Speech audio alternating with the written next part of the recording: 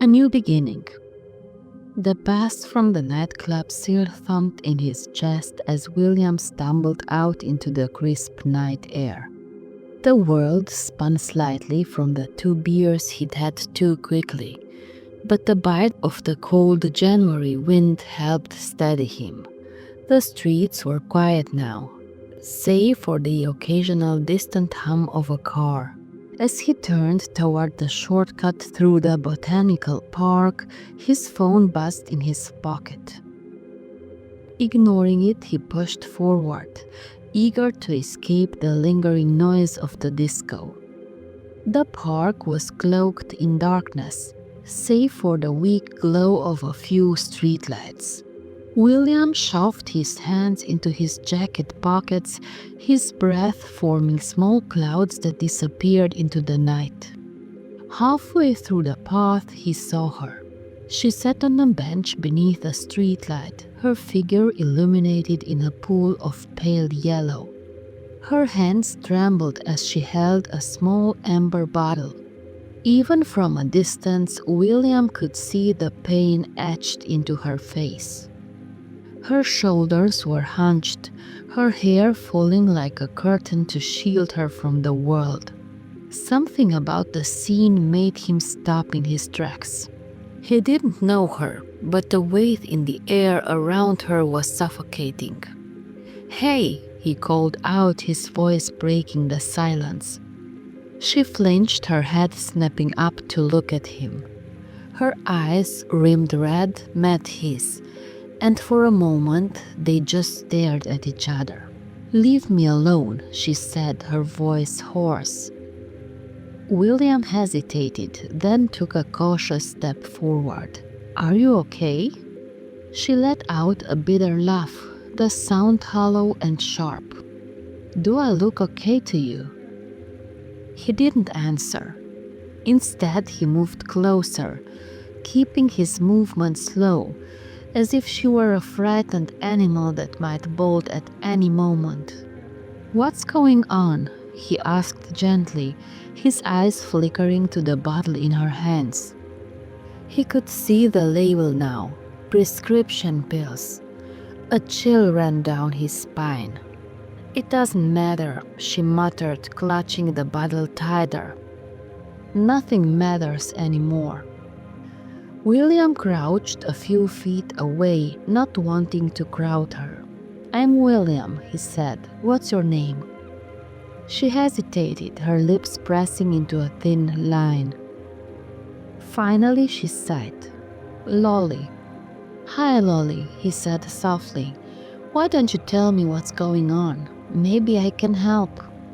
Her laugh was sharper this time, tinged with anger. "You can't help me. No one can. My life is a disaster." William leaned back on his heels, his gaze never leaving her. "Try me." For a moment she said nothing. Then, as if a dam had broken, the words came spilling out. "My parents died last year," she said, her voice cracking. "There was a fire. I wasn't home. I should have been, but I wasn't. And now I'm about to lose my job because the company's downsizing, and I'm so tired of trying to keep it all together." Tears streamed down her face, and she wiped them away angrily. "I'm done. I can't do it anymore." William's chest tightened. He didn't know what to say, but he knew he couldn't let her go through with it. "Lolly," he said, his voice steady. "I'm sorry. I can't imagine how hard this must be for you. But ending it, that's not the answer." "How could you know?" she snapped, her eyes blazing. "You don't know anything about me." He nodded slowly. "You're right, I don't. But I do know what it feels like to lose something that matters. I used to be an athlete, a sprinter. I was training for the nationals when I tore my ACL. That was it for me. Everything I'd worked for, none in an instant. I was angry, bitter. I felt like my life had no purpose anymore. Lolly stared at him, her expression softening slightly. But then I realized something, he continued. Life isn't just about the big things. It's about the small moments too. Like seeing the sunrise after a long night, or hearing your favorite song on the radio. Those moments matter, and you matter, Lolly. She looked down at the bottle in her hands, her grip loosening. It doesn't feel like I do, she whispered.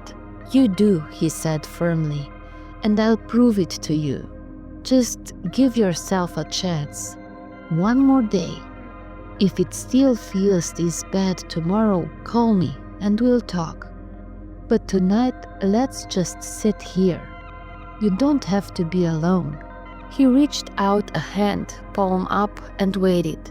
For a long moment, she didn't move. Then slowly, she placed the bottle in his hand. He slipped it into his pocket and sat down beside her. The silence between them no longer heavy but comforting. Months passed and William and Lolly's paths continued to intertwine.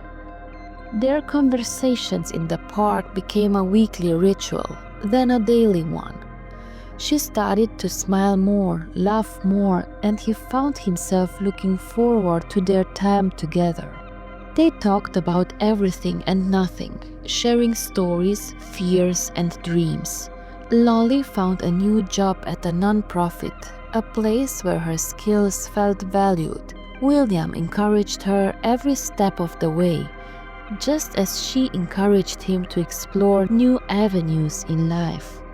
He started coaching a youth track team, rediscovering his love for the sport in a way he hadn't expected. One evening, as they sat on the same bench where they'd first met, William turned to her with a nervous smile. Lolly, he began, his voice uncharacteristically shaky. I'm really glad I met you that night. You've changed my life in ways I can't even put into words. She looked at him, her eyes soft. You've changed mine too, she said. More than you'll ever know. He took a deep breath. I want to spend the rest of my life proving to you how much you matter. Will you be my girlfriend? Her laugh was bright and genuine, and she nodded. Yes, William, yes. Years later, they stood in a hospital room, their hands entwined as they looked down at the tiny bottle in Lolly's arms. Their daughter, Lily, yawned and stretched, her small fingers curling around William's thumb. Tears filled Lolly's eyes as she looked up at him. I never thought I'd have this, she whispered. A family, happiness. You gave me that. William kissed her forehead, his voice thick with emotion.